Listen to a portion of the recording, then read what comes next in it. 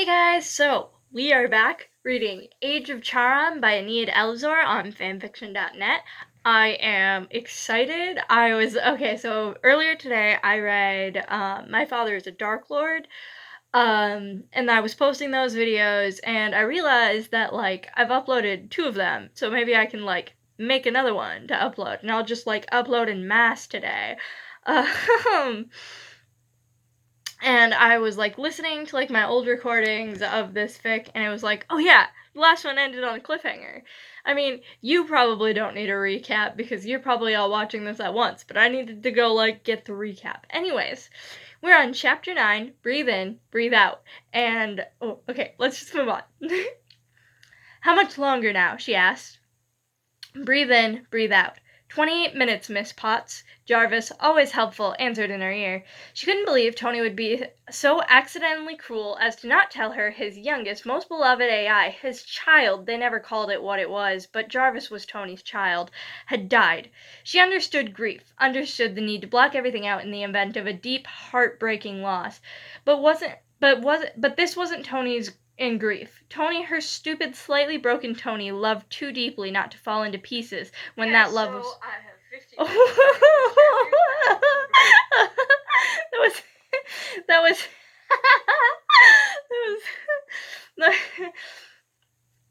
okay, I was listening to it before. That was it's not important. There we go. Let's go back to Tony, her stupid, slightly broken Tony, loved too deeply not to fall into pieces when that love was lost. Rhodey had told her what had happened when Jarvis, the original, Tony's father in all but blood, had died. Their friend had pretty much shut down, and then he had thrown himself into the arms of everything that had legs and offered him alcohol. After that, he had locked himself into his lab, 3 years of nothing but work, until finally Jarvis, and wasn't the name enough to understand what he meant to Tony, had been born and taken over Tony's life. This Tony, the one to speak to her after Johannesburg, that had been a colossal disaster, and she didn't quite know how to process, hadn't done that, hadn't shut down, drunk himself into alcohol poisoning, or locked himself into the lab. This one had joked with her when she had mentioned giving a press conference and then gone to play Avenger. Those were his exact words. Breathe in, breathe out. Now he was hiding out in some farmhouse in Missouri when he had a perfectly secure, safe houses in every single state that only 4 people on this planet knew of: her, Rhodey, Jarvis, and Tony himself, not to count the sheer number of random unsecured properties. This farmhouse, from Jarvis's explanation, didn't seem quite secure. If anything, Ultron's interference had made it considerably more so. Miss Potts? The AI roused her from her thoughts. We arrived? 3 hours, and here they were. She didn't need an answer. She could see the farmhouse, the only building amidst miles of nothing. Finally, she needed to get Tony out of here. They needed to talk. He wasn't the best at it. He was an utter horror at communication, even disregarding the severe trust issues. But he had promised he would try, and he had broken that promise. She didn't need to hear all the gritty details of the Avengers business as they happened, Tony always explained later. But Jarvis was not Avenger business. Tony's bots and AIs never were. They were family. They needed to talk about. Hurt family. ETA 30 seconds, miss. Breathe in, breathe out. Thank you, Jarvis. He drove the automatic car that Tony tinkered with less than a month ago. Tony had become bored, although rather than boredom, Tony had probably started focusing on creating Ultron around then. So it hadn't been connected to the mainframe yet and had been spared from Ultron's influence. Also, she didn't want to bring out the driver to what was a supposed safe house for Barton.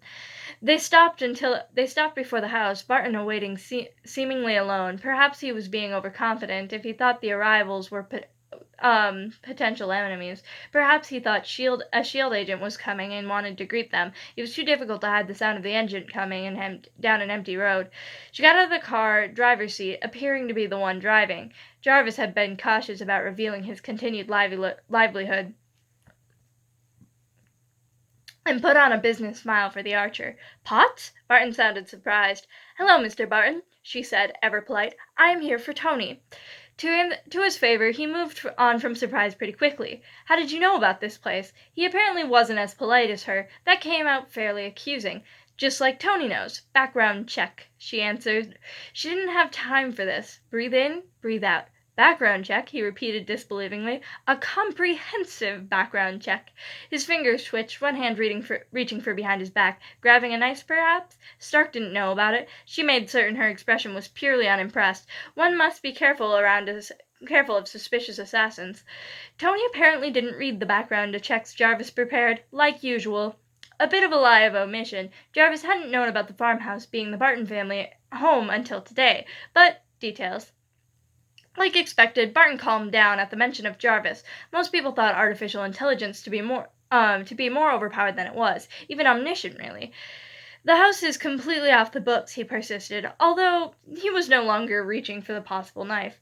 You would have to ask Tony about the details. However, if I were to guess, is your phone off the books as well? Jarvis had assured her, although she had no doubts to begin with, that he had been perfectly capable of tracking shield-mandated phones through their GPS before Ultron had done something to the ones the Avengers owned. She ignored the archer and walked into the house where Tony was.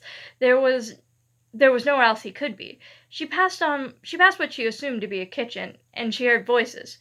Do we have an ally? That sounded like Romanov.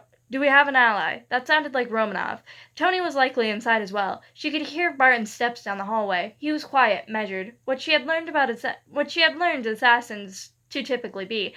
She shouldn't be able to hear him. He probably thought no one did, but she could. She had been able to since. Breathe in, breathe out. Ultron's got an enemy. That's not the same thing. Still, I'd pay folding money to know who it is. She went in through the doors that led to the living room/kitchen combo, just in time to see Tony beside a dartboard say, I need to visit Also, find our unknown. Also, wasn't that where Jarvis was hiding out? I came just in time then, she announced her presence from behind him. Fury, Rogers, and Romanov had noticed her, though. Fury and Romanov were chained. Rogers, probably the serum. Tony turned around so fast she was sure Jarvis would have said something snarky about standing at attention if he had been able to see it. For a moment he looked guilty before it was replaced with a large grin and open arms. Pepper! He hugged her. Definitely not in grief then. She was grateful Jarvis had agreed to wait outside. He would have drawn the wrong conclusions if he had seen Tony like this. While he was amazing at understanding most human emotion, and Tony's especially, Jarvis hadn't yet learned how irrational his own emotions could be. Insisted, in fact, to her and Tony's utter amusement, that as an AI he was incapable of being irrational. How did you find your way here, Miss Potts? Fury ordered an explanation, though it was disguised as a question. Barton entered the room behind her. Perfect timing. She looked Fury in the eye before speaking. Always look a man who thinks he's in charge in the eye. I'm not going through an interrogation a second time. Barton here can answer in my stead. Then she turned to Tony, who wasn't touching her any longer, although he was too deeply inside her personal bubble to appear anything but intimate. We need to talk. Relationship issues start? Barton joked as he sat on one of the island chairs. What? No, Tony answered, overconfident, although his eyes immediately reached for hers, checking over her face as if her expression would reveal the answer to the answer he was supposed to know. Trust issues, insecurity. Breathe in. Breathe out. Yes, she said, and Tony immediately reached for her hand, holding them close behind their backs, away from the view of others. Crippling insecurity. He knew she never spoke of private affairs in front of others. He knew she had to be lying. Yet still, his hand tightened around hers, worried. It is private, but we need to go. Miss Potts, Stark is need to hear. There's a world emergency. Hulk in Johannesburg, she interrupted him, and robots around the world. I watch the news. Pepper, maybe, Tony started, sounding like he always did when he tried to negotiate it with her. Rarely did it ever go in his favor. Private family emergency, she stressed, then addressed both Tony and the room. You're not doing much here. Keep brainstorming. If you come up with a plan, do call Tony and tell him all about it later. For now, we need to go. Thinking of a comment she had heard as she entered the room, she continued as she looked at her partner. We need to talk on the way to Also. It seems that you have something to do there anyway. Then, ignoring what appeared to be Rogers preparing some patriotic-sounding disagreement, she pulled Tony out of the room.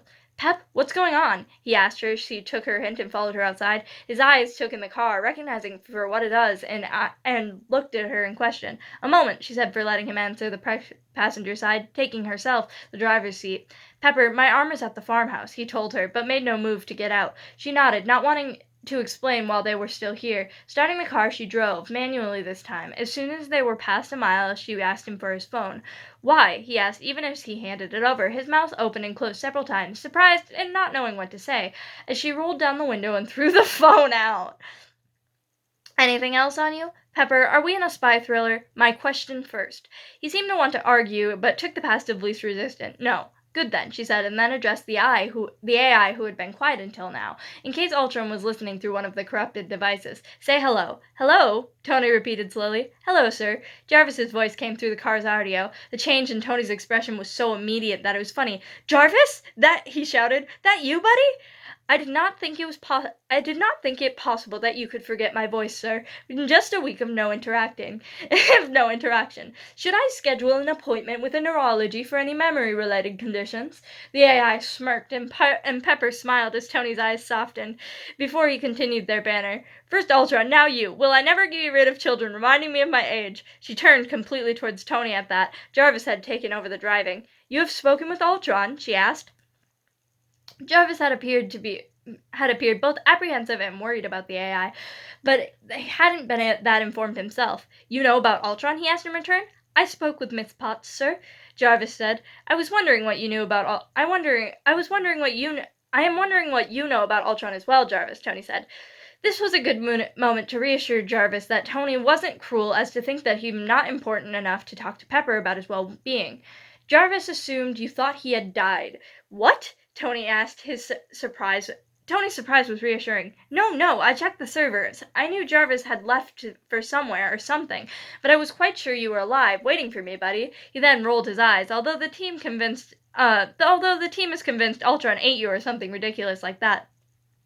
Oh, again, Jarvis was not aware of his own feelings most of the time, but it definitely sounded relief. In Johannesburg, didn't Ultron's a kid, Tony said, and he appeared prepared to fight them on this. Just a kid with some huge misconceptions about peace and this weird thing about getting U.S. nuclear codes.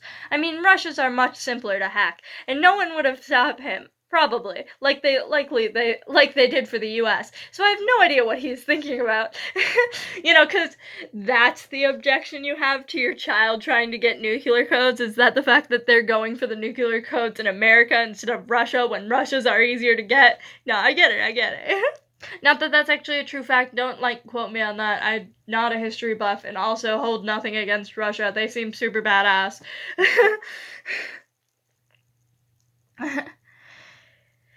Tony thought of Ultron as a kid. Was Jarvis right about there being someone else in control then? Breathe in, breathe out. Is that what going to also is about? Yes, I considered I might have been Jarvis, but if he could stop Ultron from hacking, he could give me a phone call. So I thought that it wasn't you, Jay. It was me, sir. I am Sir, I was unable to contact you because Ultron had taken over Stark Systems and made me unable to contact you through them. He looked at the car. So that's why you were driving this, and why the whole private emergency, turning Pepper into a badass spy. Badass? Pepper smiled. Fury has nothing on you, and he knows it, Tony said, sounding utterly serious about it. Maybe he was. Jarvis coughed, politely disengaged. Really? He interrupts? No, whatever. Of course Jarvis would. He would totally interrupt a conversation with Sir by going, ahem. Politely disengaging them from each other's eyes and back onto the topic. Sir, in light of recent events, I would like to discuss with you a theory I have in regard to the powers of the scepters and its effect on... Jarvis stopped speaking as both he and Pepper saw Tony turn his face into his hand with a groan loudly. I have become stupid, he said. How did I not see this before? Apparently, he had just made the same corrections Jarvis had. Pepper became exasperated by his theatrics. You were busy playing Avenger, Tony. Okay, that was Chapter 9 of Age of Ultron by Eneid Elisor. It was super good. I am going to continue to upload the ones from earlier today first, but as I'm doing that, I'm going to read another chapter of this, and it's gonna be great. I will talk to you guys later. Bye.